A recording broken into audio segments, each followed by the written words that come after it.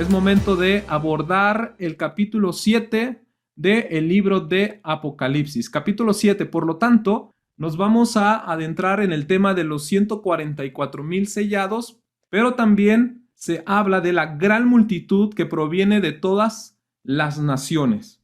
Y las preguntas inmediatas a este capítulo son las siguientes. ¿Quiénes son estos 144,000 sellados? ¿Quiénes son? Particularmente, ¿se pueden identificar? A pesar de que el texto en el capítulo nos habla de dónde provienen, es decir, se nos menciona de que estos 144,000 provienen de las 12 tribus de los 12 hijos de Israel. Así lo dice el texto y así lo menciona. A pesar de ello, todavía hay mucha especulación de quiénes son. De tal manera que hay quienes dicen que estos 144,000 son 144,000 judíos que se han de convertir en los últimos tiempos y que van a estar predicando allá en Israel. Esta interpretación no tiene fundamento porque ya hemos dicho que un judío es aquel que pertenece a la tribu de Judá. Y evidentemente en este capítulo nos están diciendo que estos 144,000 no son particularmente de una sola tribu, es decir, de la tribu de Judá. No, son de las 12 tribus de Israel. Por lo tanto, esa aplicación o esa interpretación queda completamente de lado o descalificada. No son judíos que se han de convertir al final de los tiempos y que ellos van a estar predicando. Por supuesto que no. ¿Sale? También la pregunta es, ¿se pueden identificar el día de hoy? Es decir, ¿los podemos reconocer o simplemente es un secreto divino que el Eterno los tiene ya marcados, pero que nadie sabe y nadie de nosotros podrá saberlo y que solamente hasta ese momento, hasta el día de la redención final, el último gran día, es que vamos a saber quiénes eran esos 144,000? ¿O será que pueden ser identificados? Bueno, eso es una de las interrogantes también. También la pregunta es, ¿será que estos 144,000 forman parte de un solo evento, es decir, en una sola época, o están distribuidos en diferentes tiempos? Lo que estoy diciendo es de que a lo largo de la historia del pueblo de Israel se van escogiendo 12,000 de cada tribu hasta que se complete ese número, y ya en el día de la resurrección es que van a estar reunidos como un solo grupo, los 144,000, o bien serán al final de los tiempos. ¿Sale? Tenemos que ir resolviendo como esas interrogantes en el trayecto de esta enseñanza. Otra de las preguntas que también surgen es, ¿qué relación tienen ellos con la gran multitud que provienen de todas las naciones, de todos los pueblos, de todos los linajes de la tierra? Porque también en este pasaje, en este capítulo, se nos habla de una gran multitud que tenían vestiduras blancas. Entonces, ¿qué relación tienen unos de otros? ¿Son dos grupos independientes? ¿Son grupos apartes? ¿Cuál es su relación entre ellas? ¿Sale? Entonces, con la ayuda del Eterno, hoy vamos a descubrir todas esas interrogantes o tratar de resolver esos misterios. ¿Sale? Ahora, algunos han dicho que esos números son simbólicos o que realmente son números contables. Algunos dicen, no, esos 144,000 es un número completamente simbólico. No hay que prestar mucha atención al número, a la cantidad, porque es solamente algunos que dicen, no, realmente es un número contable, literalmente, ni uno más, ni uno menos, son 144,000, ¿sale? Bueno, entonces, para retomar, les digo, el capítulo anterior, capítulo 6, simplemente para recapitular, al finalizar dice que ¿quién podrá mantenerse en pie? Quiero que lo volvamos a ver. Apocalipsis capítulo 6, verso 17. Así terminó el capítulo 6. Porque el gran día de su ira ha llegado, ¿y quién podrá sostenerse en pie?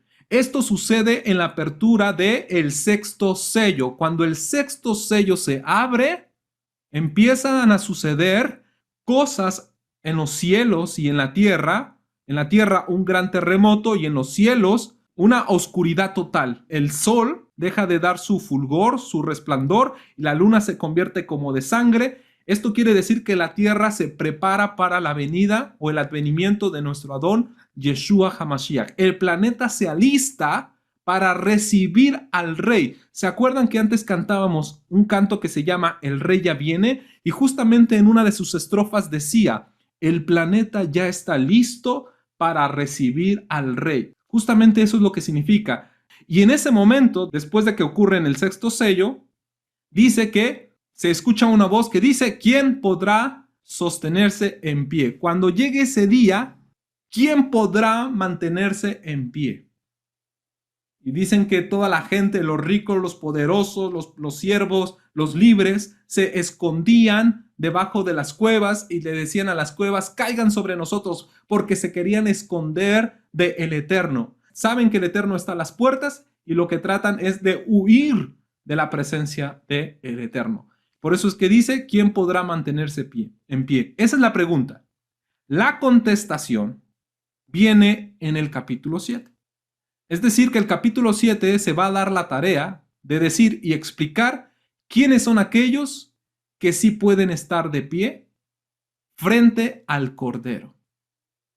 ¿Ok? Capítulo 7 es la respuesta a la pregunta, ¿quién podrá sostenerse en pie? Porque sí van a ver quiénes se podrán sostener.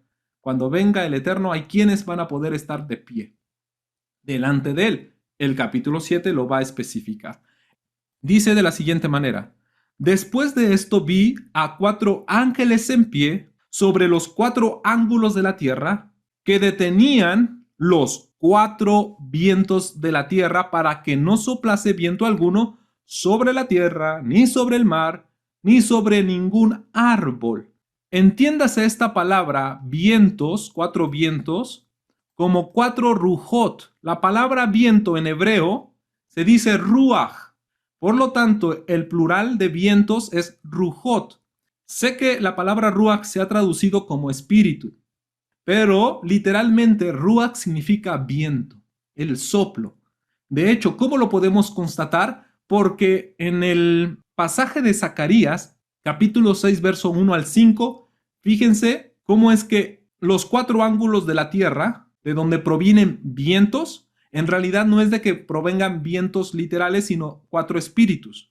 ¿Sale? Vean la referencia. Este texto ya lo habíamos leído la semana pasada cuando hablamos acerca de los 4 jinetes, de los 4 caballos del Apocalipsis, porque aquí también están haciendo esa referencia de 4 caballos o 4 carros que son arrastrados por caballos con colores similares a los del Apocalipsis, a los del libro de Apocalipsis. Dice el verso 1, de nuevo alcé mis ojos y miré, y aquí 4 carros que salían de entre 2 montes, y aquellos montes eran de bronce. En el primer carro habían caballos alazanes, ya hemos dicho rojos. En el segundo carro caballos negros. En el tercer carro caballos blancos.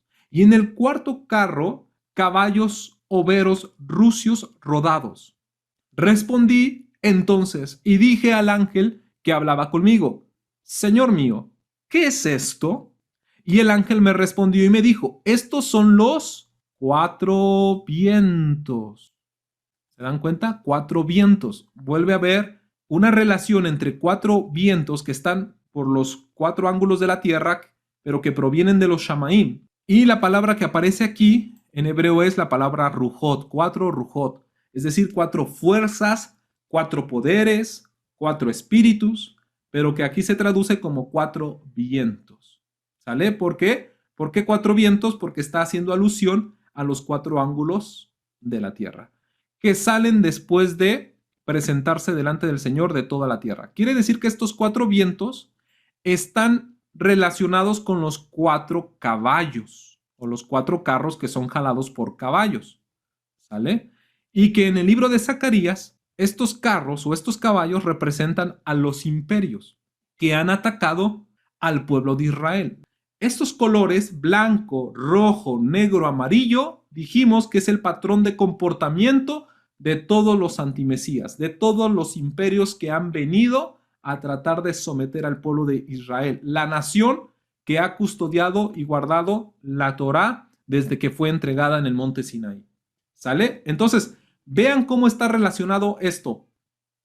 4 carros de Zacarías arrastrados por caballos con los mismos colores del libro de Apocalipsis, aquí representan imperios, Aquí en Apocalipsis representan el patrón de comportamiento del antimesías, pero ahora, en este interludio, en este capítulo 7, nos habla que antes de que los ángeles, 4 ángeles, salgan a hacer daño a la tierra, se les dice, hey, no salgan a hacer daño, no soplen sobre la tierra. Y les dice a los 4 vientos.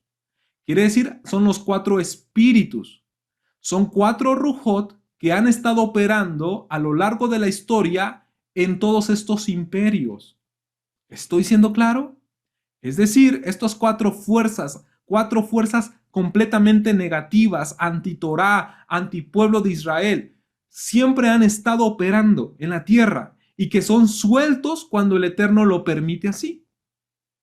¿Ok? Allá en Zacarías se les dio el permiso de salir, ¿verdad? Y de operar y de obrar, y fueron los imperios que atacaron al pueblo de Israel. Aquí nuevamente volverán a salir, pero volverán a salir con los trompetazos.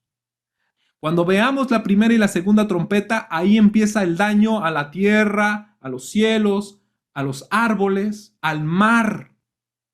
¿Ok? Entonces nos damos cuenta que en las trompetas que se van a sonar, estos 4 vientos van a ser liberados. Pero antes de que eso suceda, dice aquí, hey, alto, vamos a hacer algo. Vamos a poner un sello. ¿Ok? Verso 2. Vi también a otro ángel que subía de donde sale el sol. ¿De dónde sale el sol? ¿Alguien sabe de dónde sale el sol? Del este. Del este. Otra forma de llamar al este. Del oriente. Del oriente. Perfecto, exactamente. Es del este, claro que sí, y una forma de llamarle también es del oriente.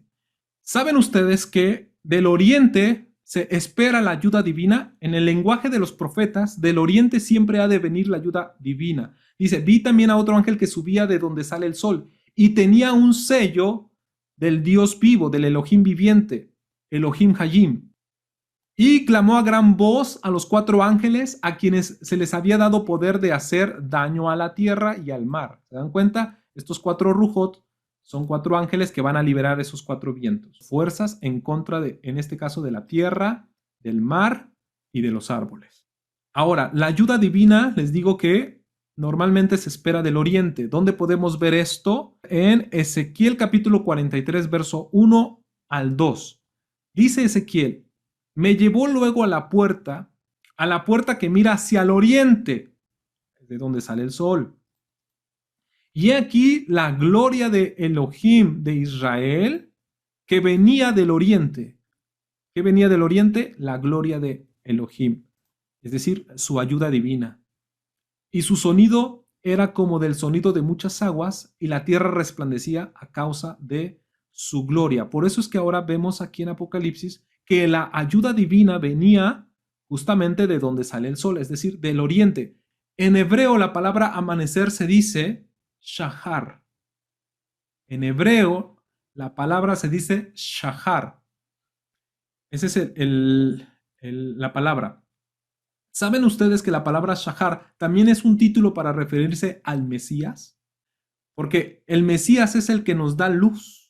Incluso también cuando dice a la ley y al testimonio, cualquiera que no hable conforme a esto es porque no le ha amanecido. Ahí aparece la palabra shahar. Es decir, no ha llegado el shahar a su vida.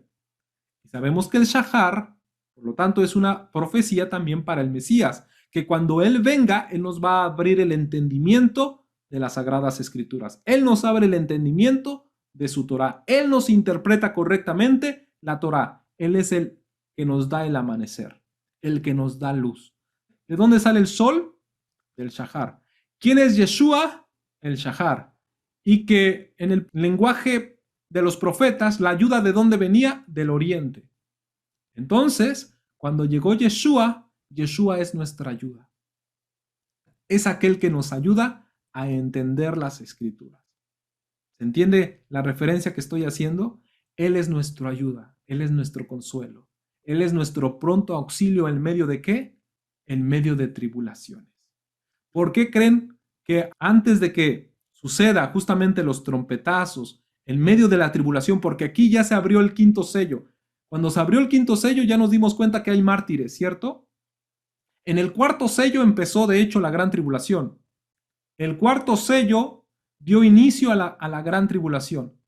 Y entonces en el interludio se está avisando de que no te preocupes. Bueno, ¿ok? En el interludio se está avisando de que va a haber un auxilio en medio de las tribulaciones. ¿Vamos a pasar tribulaciones? Sí, pero ¿quién es nuestra ayuda en medio de las tribulaciones? El Eterno, porque nuestra ayuda viene del oriente. ¿Qué hay en el oriente? El Shahar, el amanecer. ¿Y quién es el Shahar?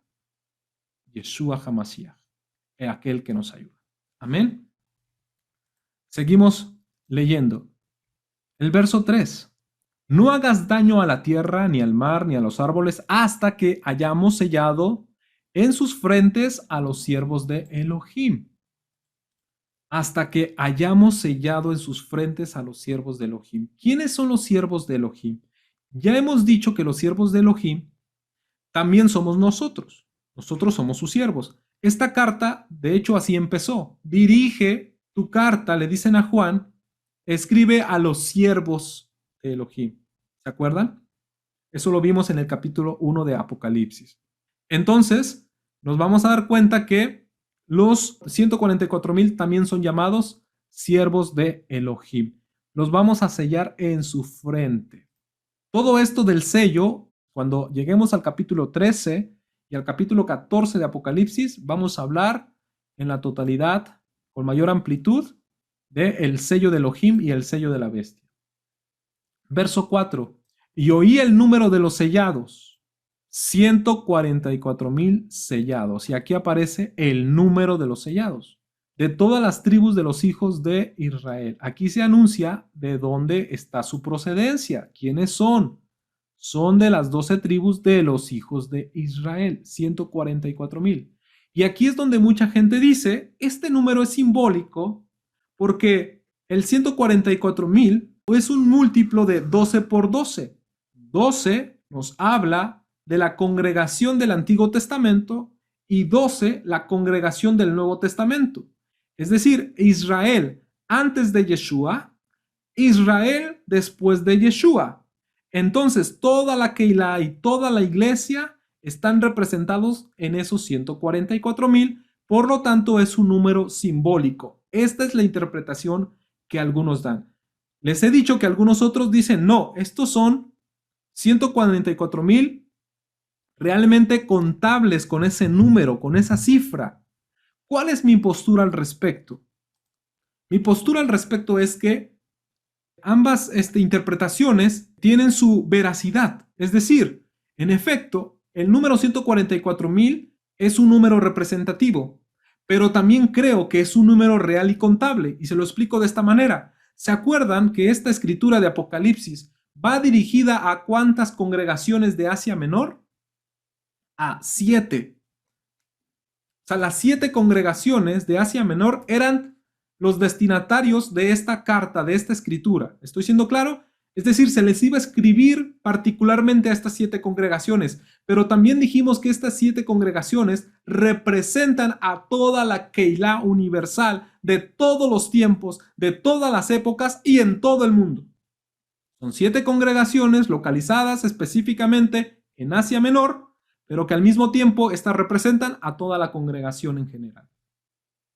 El Eterno se valió de esas problemáticas que las iglesias tenían, porque en efecto la iglesia de la Odisea estaba en tibieza y en efecto la iglesia de Filadelfia era una iglesia que estaba permaneciendo fiel y en efecto la iglesia de Éfeso era una congregación que se le estaba apagando el amor, es decir, eran situaciones reales que estaban pasando en esas congregaciones, en esas comunidades, pero que ahora el Eterno se valió de esas problemáticas para aplicarlas a toda la congregación en general, para que nosotros también nos identifiquemos con algunas de estas problemáticas, tomemos lo nuestro y podamos corregir.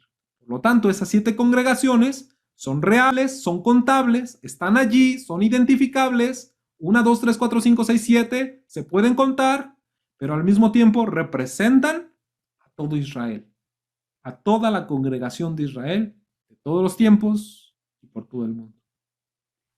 144,000. Es un número representativo. Claro. Estos 144,000 van a representar a todo Israel. Es decir, a toda la gran multitud que provienen de todos los pueblos y todas las naciones y de todas las lenguas, están representadas en estos 144,000. Porque nos vamos a dar cuenta que los títulos o las características que la Biblia le da a estos 144,000 son los mismos que se le aplican a toda la iglesia, a toda la congregación, que provienen de todas las lenguas y de todos los pueblos. Por ejemplo, ya se mencionó uno que le dijo a los siervos de Elohim: ¿acaso los otros no son siervos de Elohim? ¿Me explico? Claro, y dijo: vamos a sellarlos a estos. ¿A los otros no van a ser sellados o cómo? Todos son sellados. Toda la congregación es sellada, claro.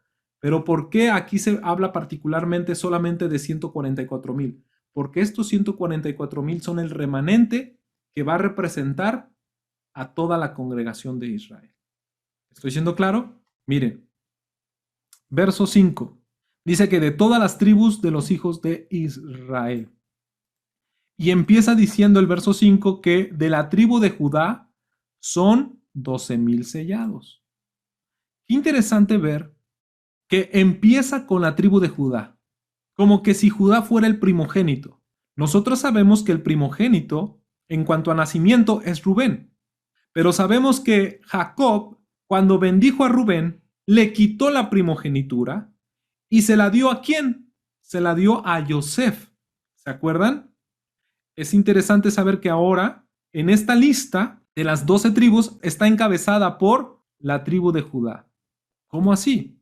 Esto muestra que estos 144,000 ya reunidos están reunidos como un solo grupo al final de los tiempos, ya en la resurrección. Por eso les dije que este momento es como un adelanto de lo que vendrá después de haber sido sonada la séptima trompeta y de haber sido derramada la última copa llena de la ira de Dios. Es un adelanto.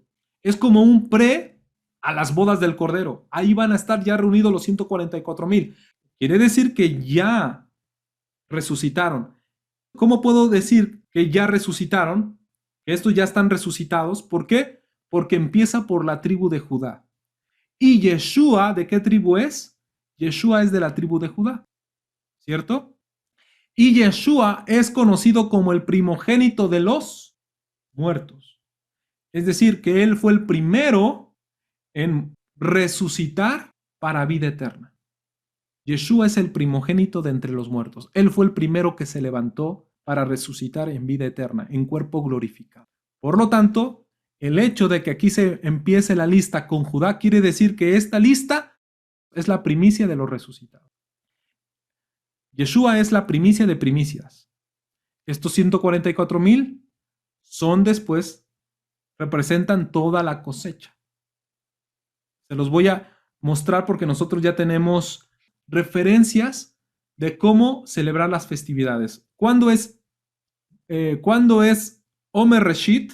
Omer Reshit sabemos que es un día después del Shabbat, después de Pesach. Luego sigue Bikurim, que Bikurim es Shavuot. Bikurim es igual a Shavuot, ¿de acuerdo? Bíblicamente hablando, Bikurim es igual a Shavuot. Y son las primicias. Y después viene la cosecha final en Sukkot, es decir, la cosecha de todos los frutos. Nos damos cuenta que en esas festividades también está repartida de esa manera. Por lo tanto, podemos notar de alguna manera que en las resurrecciones, no estoy diciendo que hay tres resurrecciones, sino lo que estoy diciendo es de que antes de que sean mostrados al Padre Celestial, siempre se va a presentar una primicia y después la cosecha final. La primicia, en este caso, serían los 144,000, y lo digo porque también Apocalipsis 14 nos dice que ellos son primicias ante Dios. Los 144,000 en Apocalipsis 14 son considerados primicia. Así que yo no estoy diciendo aquí que son primicias porque a mí se me antoja decir que son primicias, porque Apocalipsis capítulo 14, verso 1 y 2 nos dice que en efecto ellos son primicias, ¿ok? Son primicias, son presentados ante el Padre Celestial como lo primero, como lo principal. Pero las primicias siempre van a representar algo que viene después. Yeshua se levantó como primicia de primicias. Está representando lo que viene después. ¿Vale? Por lo tanto, los 144,000 representan a toda la multitud.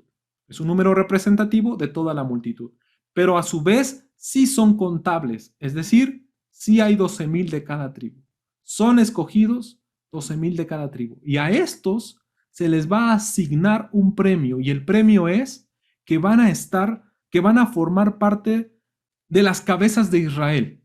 ¿Se acuerdan ustedes que en el libro de Números se organizaron, las 12 tribus se organizaron en cuanto a sus territorios, pero también se les dijo, levanten cabezas de familia? Entonces esas cabezas de familia ayudaban a la organización del pueblo. Es decir, esas cabezas de familia, ¿qué van a hacer? Representar a todo el pueblo. ¿Cierto o no? Representan a ciertas familias. Este personaje representa a esta familia. Este otro personaje representa a esta otra familia. De entre las mismas tribus. Cada tribu tenía sus jefes de familia. Por lo tanto, considero yo que estos 12,000 de cada tribu son los jefes de familia de cada tribu. Cuando estemos en el reino milenial y se nos sean asignadas todo Israel que salió de entre las naciones de la tierra, todos somos Israel, yo pertenezco a una tribu, tú perteneces a una tribu, todos pertenecemos a una tribu. ¿A cuál tribu vamos a pertenecer? El Eterno lo sabe, de acuerdo a nuestras características. ¿Se acuerdan que cuando Jacob bendijo a sus hijos, los bendijo con una bendición? Y estoy diciendo explícitamente esa frase, aunque parezca redundancia, los bendijo con la bendición, pero es que así la misma Biblia lo dice, los bendijo con bendición. ¿Qué significa? Que al bendecirlos estaba profetizando sobre ellos y también estaba profetizando a qué se iban a dedicar, qué es lo que iban a hacer. Y lo que iban a hacer, también esa bendición iba a servir de bendición para el pueblo de Israel. Por ejemplo, sabemos que los que se dedicaron a la ganadería era una forma de bendecir al resto del pueblo. Los que se dedicaron como jueces iba a ser una forma de bendecir al pueblo. Los que se dedicaron a la pesca era una forma de bendecir al resto de sus hermanos.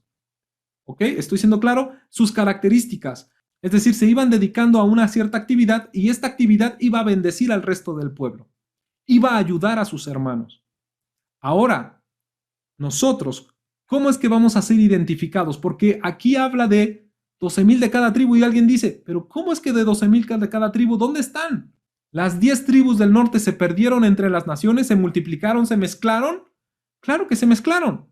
Así que no podemos particularmente decir, yo soy de la tribu de Zebulón, yo soy de la tribu de Asher. ¿Quién puede decirlo así? ¿Cómo lo demuestras que eres de esa tribu? Las tribus siguen siendo identificables ¿a través de qué? A través de la actividad, a través de los dones. Porque en el momento que Jacob bendijo a sus hijos, esa bendición es irrevocable. ¿Se acuerdan de ese texto que dice que los dones y el llamamiento de Elohim es irrevocable? Los dones y el llamamiento es irrevocable. Es decir, ya te dio el don, es irrevocable, no se te va a quitar. Entonces, cuando Jacob bendijo a sus hijos, esos dones son irrevocables. Esas capacidades son irrevocables. Por eso es que en el cuerpo de Adonai, en la iglesia de Adonai, en la Keilah de Adonai, hay diferentes capacidades y dones. ¿Por qué crees? Porque Jacob bendijo a sus hijos y los determinó para que se dedicaran a esas cosas. Dice Yeshua, por sus frutos los conoceréis. Yo sé que en ese texto, el contexto se está hablando acerca de que el árbol bueno no puede dar malos frutos, ni el árbol malo puede dar buenos frutos. Pero traigamos el concepto, extraigamos el principio que está diciendo Yeshua, el árbol por sus frutos los vas a conocer. Entonces, si aplicamos ese principio, quiere decir, a lo que tú te dedicas, de acuerdo a tu don y tu capacidad, Yeshua te reconoce. Eres de esta tribu. Eres Isahar, porque los de Isahar se dedicaron a esto. ¿Sí me estoy dando a entender? De acuerdo a nuestra actividad y a nuestro comportamiento, se nos va a asignar nuestra tribu. Se me va a decir a qué tribu pertenezco. Y me van a decir quién es mi jefe de familia. o te van a decir que tú eres un jefe de familia, es decir, eres uno de los 144,000. ¿Se dan cuenta cómo es que este grupo de 144,000 son representativos, son representantes de todo Israel, que sale de entre todas las naciones, de entre todos los pueblos, de entre todas las lenguas y de todas las naciones? ¿Se dan cuenta? Por eso es que vamos a tener jefes de familia, o nosotros seremos jefes de familia si alcanzamos esa gloria. Bien, sigamos leyendo. De la tribu de Judá, 12,000. De la tribu de Rubén, 12,000. De la tribu de Gad, 12,000 sellados. De la tribu de Asher, 12,000 sellados. De la tribu de Neftalí, 12,000 sellados. De la tribu de Manasés, 12,000 sellados. De la tribu de Shimeón, 12,000 sellados. De la tribu de Leví, 12,000 sellados. De la tribu de Isaacar, 12,000 sellados. De la tribu de Zabulón, 12,000 sellados. Y de la tribu de José, 12,000 sellados. Y finalmente de la tribu de Benjamín, 12,000 sellados. Es interesante saber que aquí no aparece la tribu de Dan, pero aparece la tribu de Yosef. Ustedes se van a dar cuenta, cuando se repartió el territorio, Yosef no recibió como tal el nombramiento de una de sus tribus, sino que pasó a su hijo Efraín y a su hijo Manasés. Su hijo Efraín y su hijo Manasés absorbieron 2 tribus. No existe como tal en el Tanaj una tribu que se llame la tribu de Yosef. La tribu de Yosef estaba conformada por 2 tribus, la tribu de Manasés y la tribu de Efraín. Entonces, la tribu de Leví aquí sí se menciona, y en los censos de territorio no se menciona Leví porque Leví iba a estar ministrando en el templo y esa era su heredad. Su porción estaba con Akadosh Baruj Hu.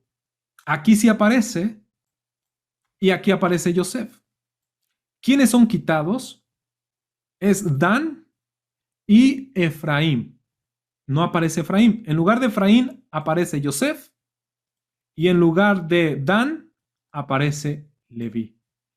La gran pregunta es, ¿por qué salió Dan y por qué salió Efraín?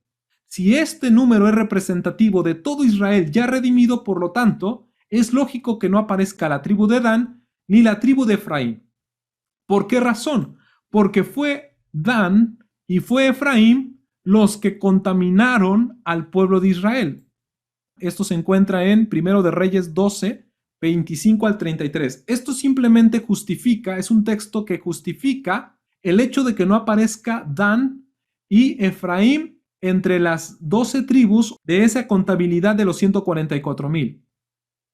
Mucha atención, porque no significa que de la tribu de Dan o de la tribu de Efraín no vaya a haber redimidos. Claro que van a haber redimidos. Claro que también van a salir de la tribu de Dan y de la tribu de Efraín de entre las naciones, pero no aparecen como números representantes. Lo que se les quita es el encabezado familiar.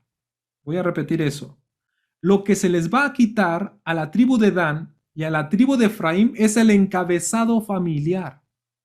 ¿Por qué se les quitó ese privilegio? Por lo que les voy a compartir en 1 de Reyes, capítulo 12, verso 25 al 33.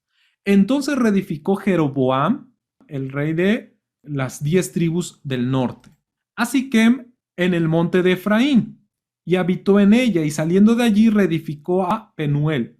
Y dijo Jeroboam en su corazón: ahora se volverá el reino de la casa de David, si este pueblo subiera a ofrecer sacrificios a la casa de Adonai en Jerusalén, porque el corazón de este pueblo se volverá a su señor Roboam, rey de Judá.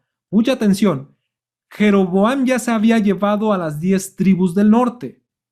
Y él está pensando, ¿qué va a pasar cuando lleguen las fiestas? ¿Qué va a pasar cuando llegue Pesaj? ¿Qué va a pasar cuando llegue Shavuot? Pues resulta que se me van a ir a Jerusalén.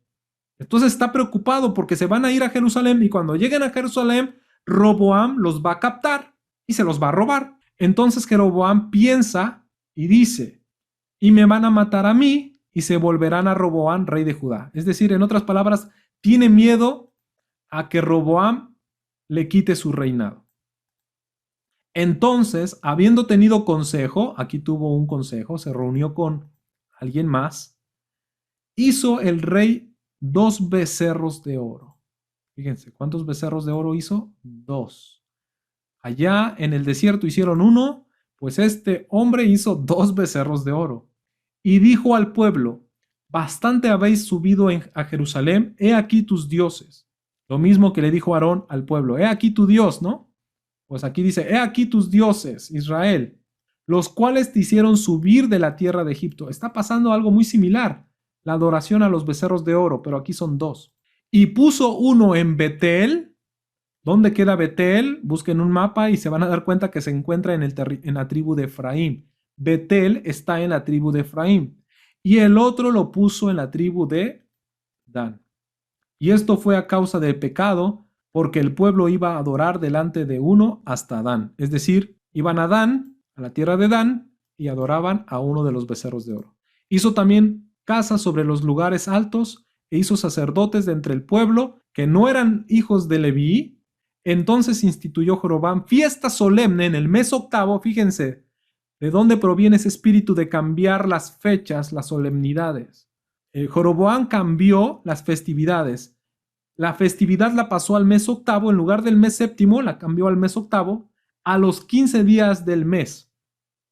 Es decir, ¿cuál era la festividad que se celebra el día 15 del mes séptimo? Sukkot.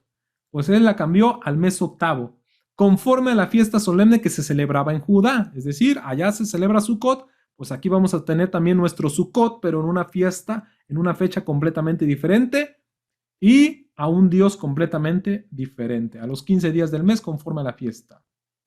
Y sacrificó sobre un altar. Así hizo en Betel, ofreciendo sacrificios a los becerros que había hecho. Ordenó también en Betel sacerdotes para los lugares altos que él había edificado. Puso sacerdotes, que no eran de la tribu de Leví, pero él puso sacerdotes. Sacrificó pues sobre el altar que él había hecho en Betel a los 15 días del mes octavo, en el mes que él había inventado, de su propio corazón. Hay gente que se inventa festividades de su propio corazón. E hizo fiesta a los hijos de Israel y subió al altar para quemar incienso.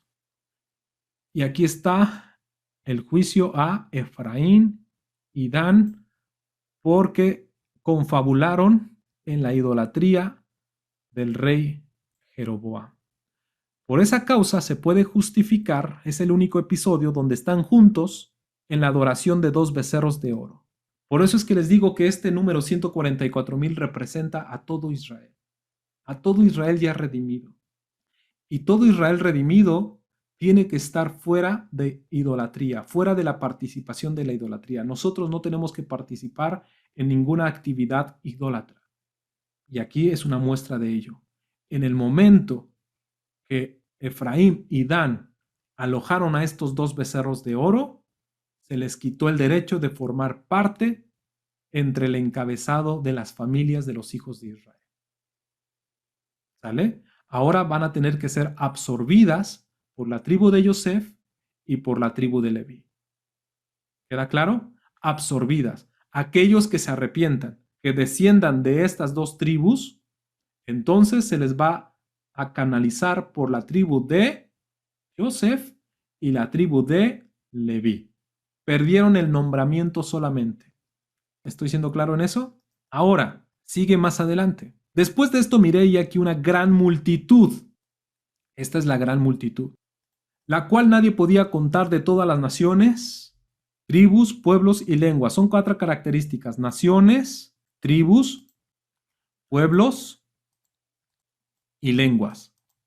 Naciones, tribus, pueblos y lenguas. Es decir, de los 4 puntos cardinales de la tierra, que están delante del trono y de la presencia del Cordero. Ya están delante del trono, vestidos de ropas blancas y con palmas en sus manos. ¿Por qué tenían palmas en sus manos? ¿Qué festividad tenemos que traer palmas en nuestras manos? La fiesta de Sukkot. Aquí están las primicias. ¿Cuándo es que se muestra toda la cosecha? En Sukkot. Y aquí está toda la cosecha. En Sukkot se representa toda la cosecha. Palmas en sus manos. Están en la festividad de Sukkot. ¿Qué se presenta en Sucot? La cosecha de toda la tierra. Esta multitud es la gran cosecha de toda la tierra. Primero aparecen las primicias y luego la cosecha de toda la tierra. Estos representan a estos. ¿Ok? Con ropas blancas y con palmas en sus manos. Y clamaban a gran voz diciendo: la salvación pertenece a nuestro Elohim, que está sentado en el trono, y al Cordero. Y todos los ángeles estaban en pie alrededor del trono y de los ancianos y de los 4 seres vivientes, y se postraban sobre sus rostros delante del trono y adoraban a Elohim diciendo: amén, la bendición, la gloria y la sabiduría y la acción de gracias, y la honra y el poder y la fortaleza sean a nuestro Elohim por los siglos de los siglos. Amén. Ahora, esta gran multitud fue la que vio Jacob cuando justamente Joseph le arrimó a sus 2 hijos para que fueran bendecidos por él. ¿Se acuerdan de ese pasaje? En el momento que Jacob cruza los brazos y bendice a Efraín y a Manasés, y pone antes a Efraín que a Manasés, porque se da cuenta que Efraín iba a fructificar más que su hermano Manasés, por lo tanto cruza las manos. Pero cuando se les acerca, cuando son acercados hacia él, Jacob pregunta: ¿y estos quiénes son? ¿Se acuerdan que esa fue la pregunta que él dijo? ¿Y estos quiénes son? Pues vuelve a ocurrir algo muy similar en este pasaje. Observen. Entonces uno de los ancianos habló diciéndome: estos que están vestidos de ropas blancas, ¿quiénes son? ¿Y de dónde han venido? Estos que están de ropas blancas, ¿quiénes son y de dónde han venido? ¿Quién preguntó? Un anciano. Fíjense, uno de los ancianos preguntando: ¿quiénes son estos?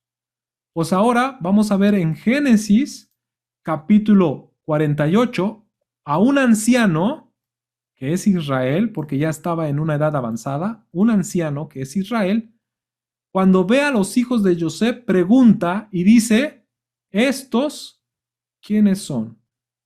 En hebreo, mi-ele. La misma expresión mi-ele que aparece aquí, aparece en Apocalipsis. Mi-ele. ¿Estos quiénes son? La misma pregunta la hace Israel con referencia a los hijos de José. Y ya les expliqué en la parashá de Vayehi del año pasado, para que lo puedan revisar, hablé justamente de esa expresión. No es de que Israel estaba ciego, bueno, que ya estaba un poco su vista cansada, claro, pero él sabía quién era cada uno de ellos. Tan sabía que cuando cruzó la mano, dijo Yadati, dijo lo sé. Cuando cruzó las manos, su hijo Joseph le dijo: no, papá, así no es. Dijo: Yadati, yo ya sé quién es quién. Entonces, ¿por qué preguntó: ¿y estos quiénes son? Y después le dijo a Joseph: yo ya sé quiénes son. Por eso es que estoy cruzando los brazos, porque sé quién es este y quién es este. Lo sé, Yadati, lo sé, hijo mío. ¿Por qué dice lo sé, hijo mío? Y al principio empieza diciendo: ¿quiénes son? Lo que explicaba en esa parashá es de que él está viendo en profecía lo que vendrá de ellos. ¿Se acuerdan cuando profetizó a sus hijos, a sus 12 hijos? Él estaba viendo en profecía a lo que se iban a dedicar. Él estaba viendo el futuro. Jacob estaba viendo el futuro de cada uno de ellos. Por eso es que ponía las manos sobre ellos y decía una bendición. Isahar será esto, Zabulón será esto, Judá será esto. Empieza a decir cada uno sobre cada uno de sus hijos. ¿Por qué? Porque está viendo el futuro. De igual manera, vea a estos 2 acercándose y se sorprende y dice: ¿y estos quiénes son? ¿A quién se está refiriendo? A los que estaba viendo en el futuro. Vio detrás de la tribu de Efraín a un montón de personas de todas lenguas, de todos los pueblos, de todas las naciones. Por lo tanto, es cuando se preguntó: ¿y estos quiénes son? Lo mismo que vio Yohanan en Apocalipsis capítulo 7, la gran multitud la estaba viendo Jacob detrás de Efraín y Manasés. Los estaba viendo y dijo: ¿y estos quiénes son? Vio de todas las razas. Vio a personas petizas, vio a personas morenas, vio a personas blancas, vio a personas de raza amarilla, vio de diferentes razas, de diferentes pueblos y lenguas y naciones. Por eso es que Jacob se sorprende al ver a Efraín y Manasés y pregunta, mi Elé, ¿quiénes son estos? Y aquí se cumple la promesa que el Eterno le hizo a Jacob cuando le dijo, de ti convertiré multitud de naciones. El Eterno le dijo a Jacob, de ti haré multitud de naciones. De tu nación saldrán multitud de naciones. Entonces por eso es que comprendió y solamente cruzó los brazos. Y ya hemos dicho que la palabra multitud de naciones es la expresión Melo Agoim. Melo Agoim. Melo Agoim, multitud de naciones, también se puede, la palabra Melo es algo que está completo. Por lo tanto, también se puede traducir como plenitud. Y Goim no solamente se puede traducir como naciones, sino también como gentiles. Entonces, es legal traducir Melo Agoim como plenitud de gentiles. ¿Dónde aparece la expresión plenitud de gentiles? En Romanos. Romanos capítulo 11, verso 25.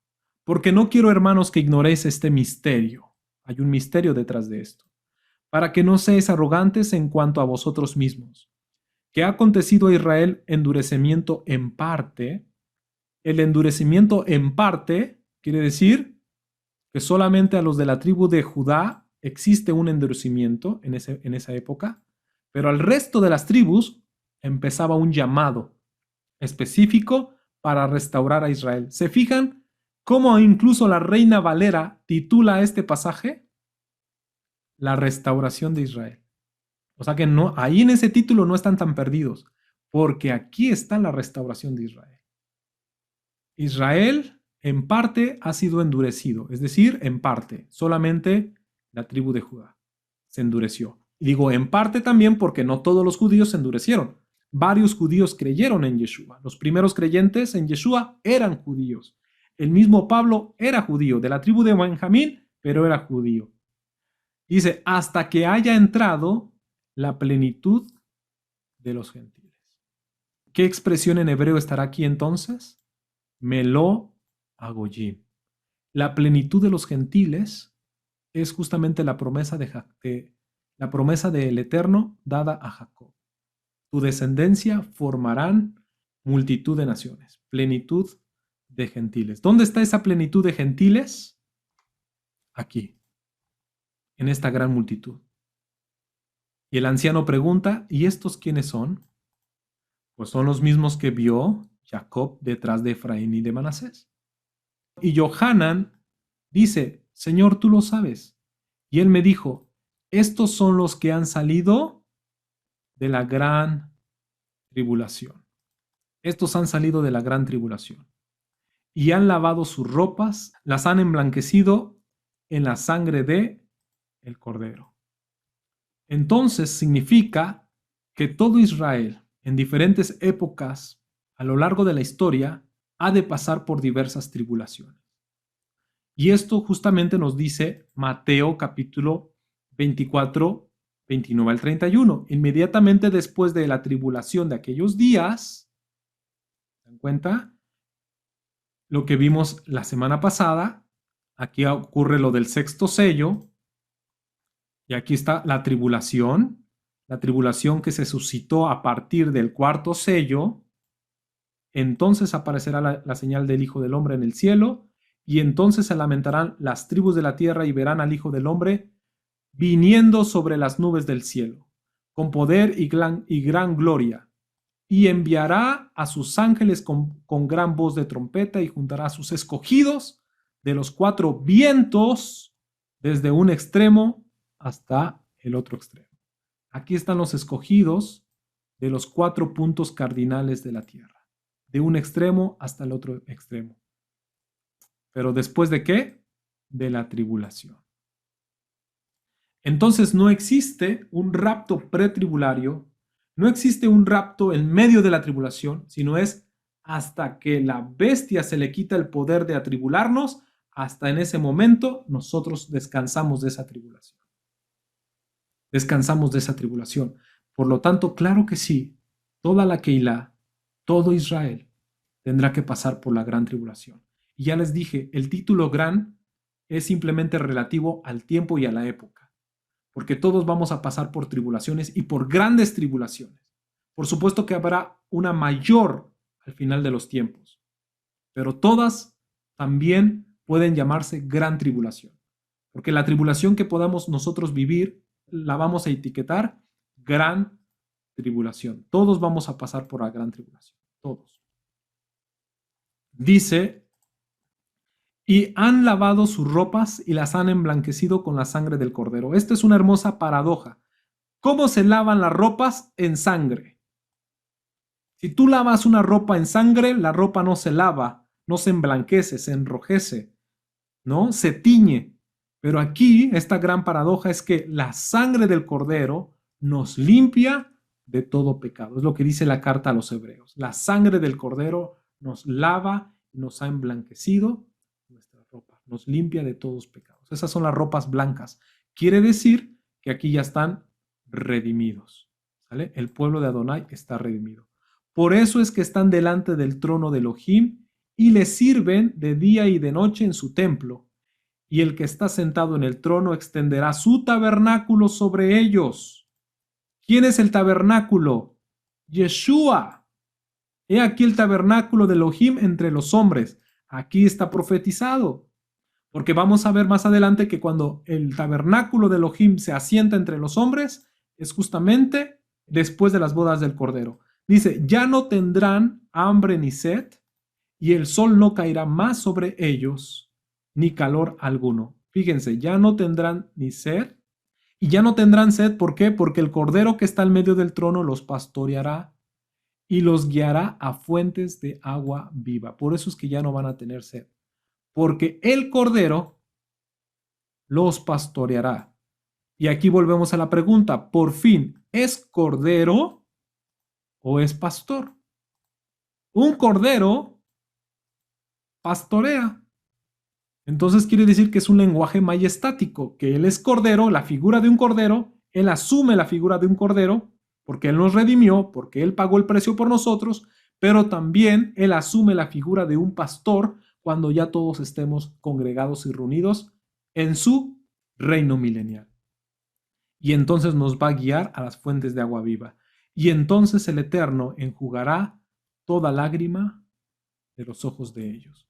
Y esto es algo hermoso, porque aquí sufrimos, porque quiere decir que en efecto pasamos tribulaciones, pasamos por diversas pruebas, pasamos por angustias, y eso nos hace llorar. Pero tenemos a nuestro dulce pastor,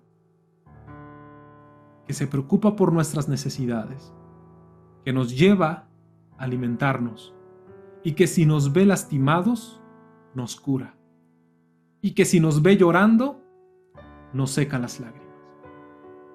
¿Cuántas veces hemos tenido que llorar por una situación difícil que estamos pasando en esta tierra?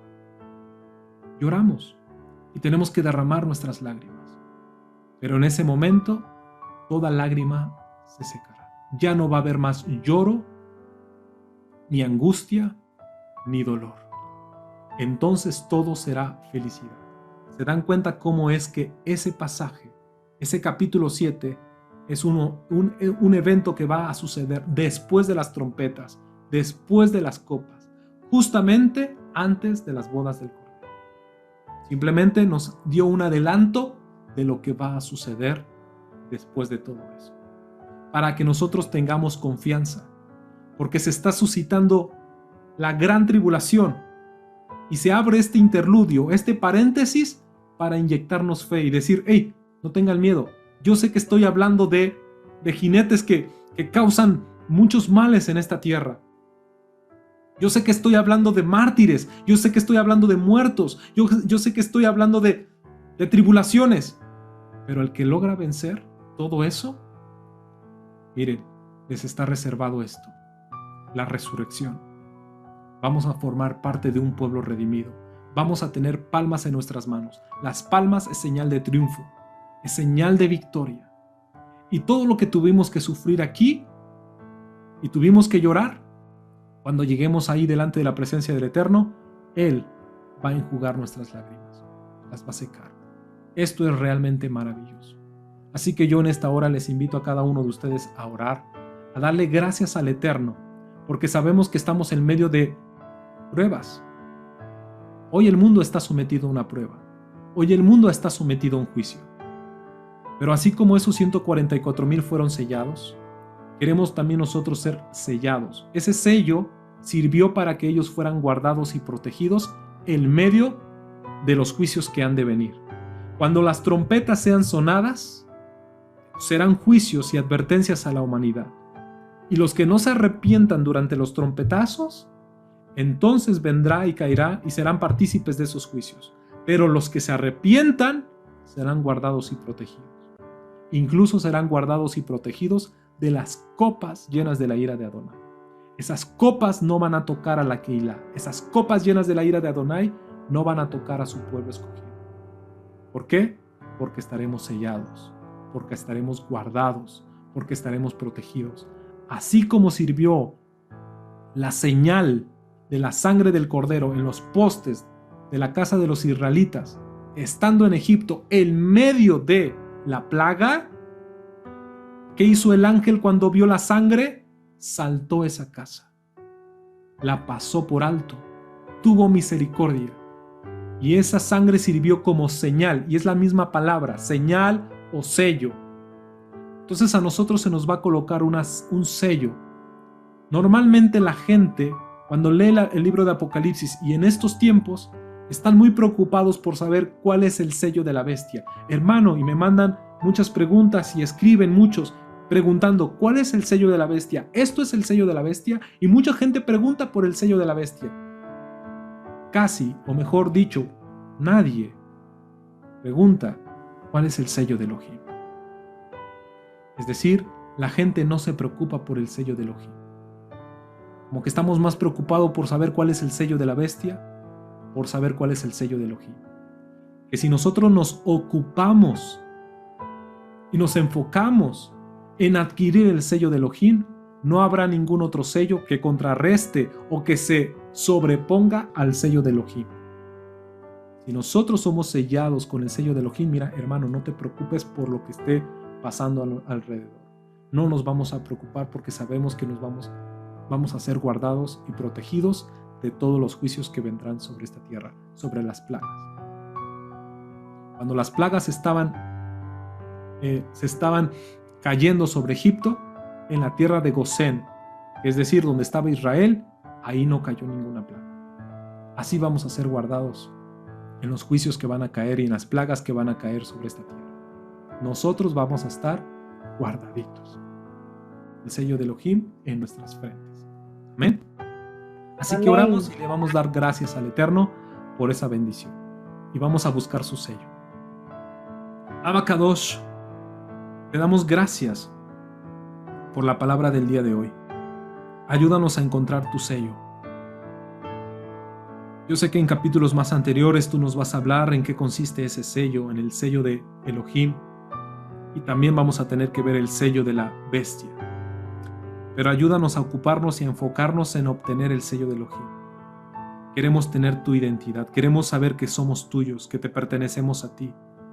Y cuando estemos confiados y seguros de que somos de ti y que somos para ti, nada ni nadie nos podrá hacer ningún daño, porque estaremos siendo guardados y protegidos. Ningún viento que salga a esta tierra a hacer algún daño a nosotros no nos va a tocar, porque vamos a estar siendo protegidos y guardados. Ayúdanos a tener ese sello. Gracias te damos, Adonai, porque hoy hemos comprendido que esa gran multitud ha sido redimida por la sangre del Cordero. Te doy muchas gracias. Yo quiero formar parte de esa gran multitud. Y si tú me lo permites, quisiera formar parte de esos 144,000. Es lo que nosotros te pedimos hoy en esta hora. También, Adonai, permite que todos mis hermanos que están hoy en este lugar formen parte de ese pueblo redimido. Que todos tengamos palmas en nuestras manos, que tengamos vestiduras blancas, que seamos la promesa que tú le dijiste un día a Abraham, se lo dijiste un día a Isaac Y se lo dijiste un día a Jacob. Somos la plenitud de las naciones, la plenitud de los gentiles, formando parte de tu pueblo Israel. Ahora somos Israel. Somos el Israel de Elohim. Somos tu pueblo. Y te damos gracias por ello, por haberlo entendido. Te doy gracias por haberlo entendido. Gracias por haber entendido este pasaje con tu ayuda. Gracias, Adonai. Bendícenos en paz, guárdanos bajo el hueco de tu mano. Todo esto te lo pedimos en el nombre y por los méritos de nuestro Adón, Yeshua HaMashiach. Amén y amén. Mis hermanos, muchas gracias. Gracias, hermano Ciel. Amén, mis hermanos. Amén, amén. Quieren prender sus Shalom. micrófonos. Laila Tov. Bendiciones, hermanos, a todos. Shalom, hermano. Shalom, Laila Tov. Shalom, shalom. Saludos. Amén, amén. Gusto de verles y saludarles. Shalom, shalom, hermanitos. Amén, hermana.